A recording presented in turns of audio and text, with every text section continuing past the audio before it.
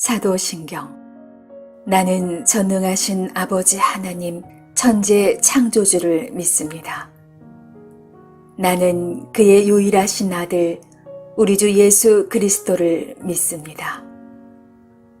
그는 성령으로 잉태되어 동정녀 마리아에게서 나시고 본디오 빌라도에게 고난을 받아 십자가에 못 박혀 죽으시고 장사한 지 사흘 만에 죽은 자 가운데서 다시 살아나셨으며 하늘에 오르시어 전능하신 아버지 하나님 우편에 앉아 계시다가 거기로부터 살아있는 자와 죽은 자를 심판하러 오십니다. 나는 성령을 믿으며 거룩한 공교회와 성도의 교제와 죄를 용서받는 것과 몸의 부활과 영생을 믿습니다. 아멘.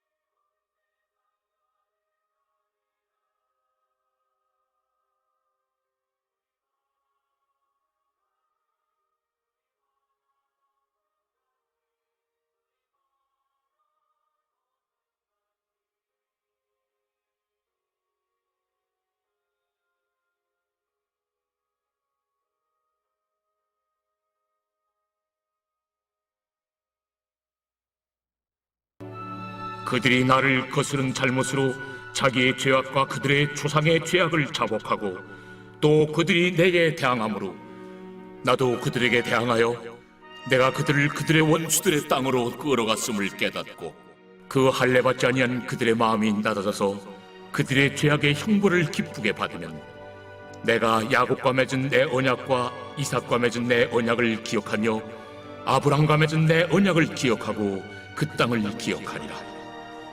그들이 내 법도를 싫어하며 내 규례를 멸시하였으므로 그 땅을 떠나서 사람이 없을 때 그 땅은 황폐하여 안식을 누릴 것이요 그들은 자기 죄악의 형벌을 기쁘게 받으리라.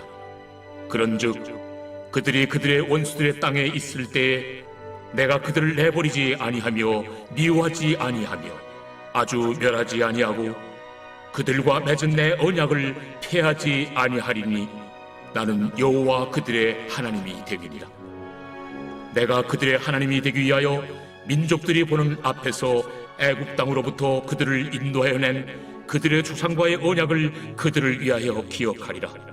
나는 여호와이니라. 이것은 여호와께서 시내산에서 자기와 이스라엘 자손 사이에 모세를 통하여 세우신 규례와 법도와 율법이니라.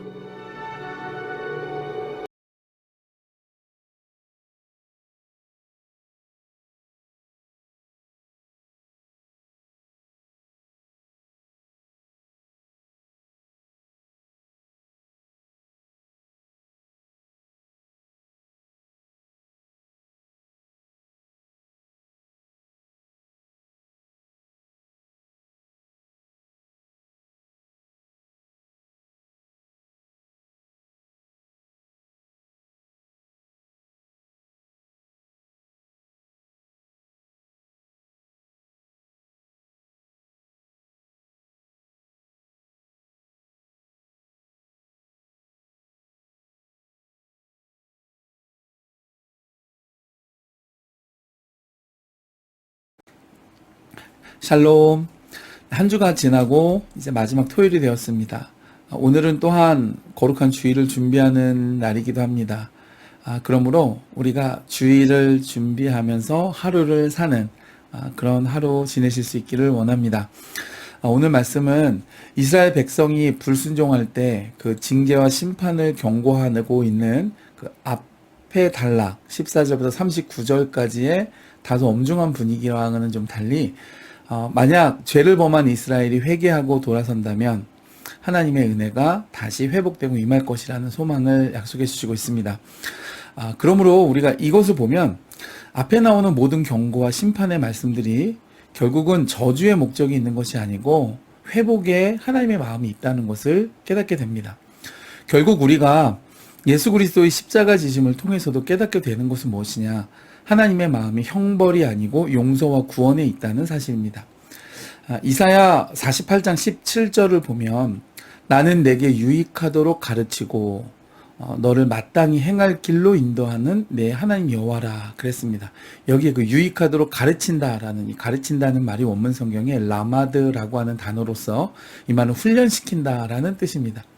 그래서 원래 이 단어는 소를 치는 막대기라는 뜻을 가진 말메드라고 하는 히브리 단어에서 파생되어 나온 그런 말입니다. 마치 막대기로 길들여지는 어린 소처럼 가르침을 받는다라는 뜻입니다. 그러므로 하나님의 백성이 불순종하여 그릇된 길로 행할 때 하나님은 막대기를 드십니다. 그러나 그렇게 하시는 이유가 버림받거나 단지 징벌만 가하려고 하시는 것이 아니라 그들을 사랑하셔서 훈육하고 돌이키시기 위함입니다. 그냥 순종하면 훈육은 안 하시겠죠.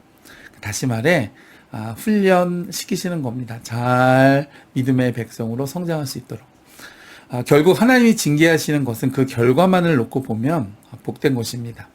왜냐하면 돌이키지 않는다면 죄의 길로 멸망할 수밖에 없겠죠. 그러나 회개하여 순종의 길로 돌이키는 자를 회복시켜 주시고 복 주시기 때문입니다. 그러므로 이런 사실을 잘 모르고 있으면 우리는 고난을 받을 때 하나님을 원망하게 되고 심지어는 하나님의 품을 아예 떠나려고 할 수도 있습니다. 그러나 하나님을 바르게 안다면 우리는 징계를 받을 때에도 오히려 감사할 수 있고 연단 중에도 원망보다는 순종의 깊이를 더해갈 수 있습니다. 그러므로 우리는 하나님을 더욱 바르게 알고 깊이 이해할 수 있기를 원합니다. 하나님을 아는 만큼 우리의 삶도 풍성해질 것이기 때문입니다. 에베소서 3장 17절로 19절을 보면 그리스도께서 너희 마음에 계시게 하옵시고 그리스도께서 우리 마음에 계시게 하옵시고 너희가 사랑 가운데서 뿌리가 박히고 터가 굳어져서 능히 모든 성도와 함께 지식에 넘치는 그리스도의 사랑을 알고 그 너비와 길이와 높이와 깊이가 어떠함을 깨달아 하나님의 모든 충만하신 것으로 너희에게 충만하게 하시기를 구하노라 그랬습니다. 여러분 여기에 그 중요한 말이 있습니다. 알기를 원한다. 그리스도의 사랑을 알기를 원한다.